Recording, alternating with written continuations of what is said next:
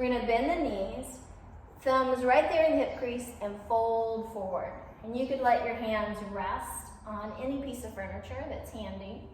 You can bring them down onto a chair, or you can bring them down onto blocks. We're gonna bend the left knee and straighten the right leg. And then bring your hands closer together. I'm putting the left hand right in the middle. I'm gonna inhale, sweep that right hand up. Getting a nice stretch. It's a nice twist. Taking about 5 breaths or so here. And then exhale the right hand down. Bend the right knee.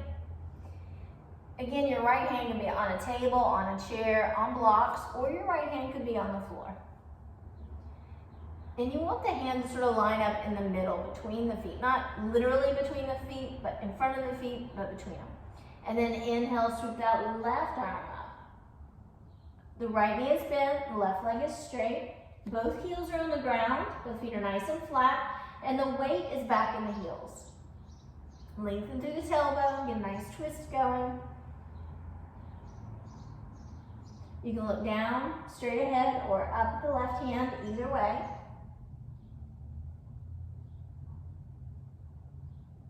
And then circle that left hand down, bending both knees, hands on the table or hands on the hips. Inhale, come all the way up. I often do that stretch halfway through my hike, and definitely at the end of my hike as well, or a long walk, either way. So the next one, you're gonna hold on to your table, your chair, or your blocks, and you're gonna cross your right ankle in front. Bend both knees and start to roll your hips forward. If you're using a table, you could just start stretching your arms along the table. And this could be any piece of furniture in your house. If you're using a chair, you could just slide your hands in the chair. If you're using blocks, you can bring the blocks up underneath the shoulders and stay here. Or you can walk the blocks back in line with the feet and start bending the elbows. Both knees are bent, both feet are flat on the ground. Relax the head and neck. Slow, steady breathing. If you want to do your hands on the floor, that's fine. My favorite is hands on the blocks. Relax the neck. If you're using blocks, walk your hands forward. Press down your hands and inhale, come up. If you're using the table, press down the table and come up. And then we're going to switch the legs around. So left ankle is in front, bend both knees, pull the hips back, knees are bent, feet are flat, roll the hips forward. Let your hands rest on the table, or let your hands rest on the chair, on the blocks. If your hamstrings will allow you to bend a little more forward, that's an option. If you're using blocks, you might want to bring the blocks in line with the feet and bend the elbows. Even if you can put your hands on the floor, I still prefer my hands on the blocks. I'm bending the elbows.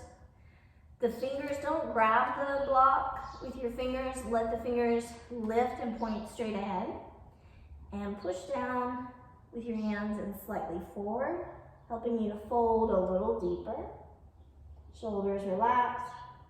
The whole back side of your body get a nice big stretch. If I only do one stretch when I'm hiking, this is it. I usually do more than one stretch, but if only one stretch, this is the one that my knees really love. The longer the hike, the more I need to do this pose. And we'll walk the hands forward. Inhale, coming up. About halfway.